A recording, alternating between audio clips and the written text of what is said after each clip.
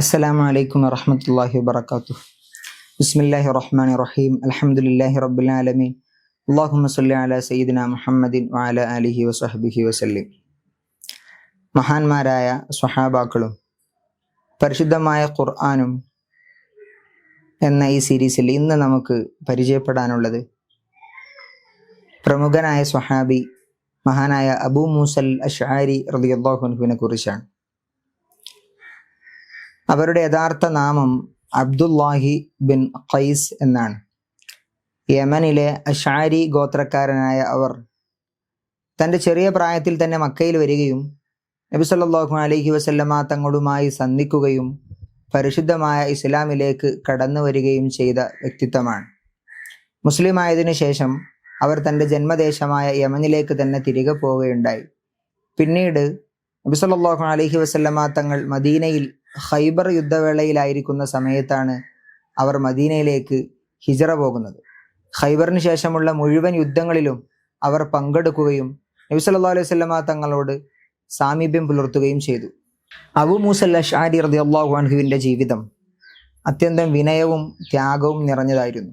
ഒരു സംഭവം പറയാം.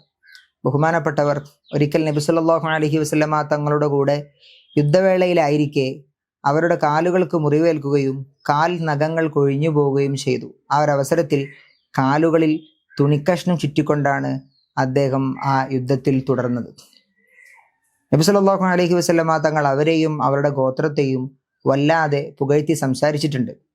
അവിടുന്ന് ഒരിക്കൽ പറഞ്ഞു, അശ്അരി കുടുംബക്കാരെ അവരുടെ ഖുർആൻ പാരായണം കൊണ്ട് അവർ വീടുകളിലേക്ക് കയറുന്ന സമയത്ത് എനിക്ക് തിരിച്ചറിയാൻ കഴിയുമെന്ന്. ഇസ്ലാമിലെ പ്രധാനപ്പെട്ട ഖാളിമാരിൽ ഒരാളായിട്ടാണ് ചരിത്രത്തിൽ അവർ അറിയപ്പെടുന്നത്.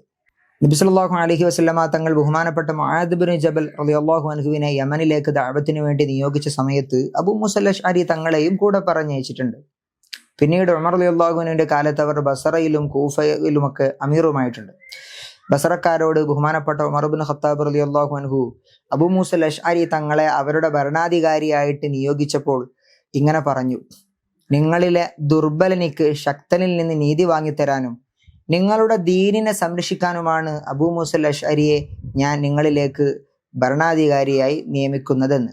12 വർഷമാണ് ബഹുമാനപ്പെട്ട അബൂ മൂസൽ അശ്അരി തങ്ങൾ ബസറയുടെ ഭരണാധികാരിയായി ഉണ്ടായിരുന്നത്. മനോഹരമായ ശൈലിയിൽ ഖുർആൻ പാരായണം ചെയ്യുമായിരുന്നു അവിടുന്ന്.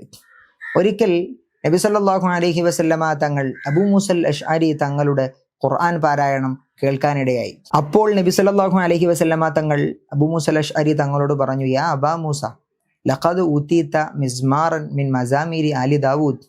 ഓ അബൂ മൂസ, നിങ്ങൾക്ക് ദാവൂദ് നബിയുടെ കുടുംബത്തിന് ലഭിച്ചതുപോലത്തെ മനോഹരമായ വശ്യമായ ശബ്ദ മാധുര്യം നിങ്ങൾക്കുണ്ട്.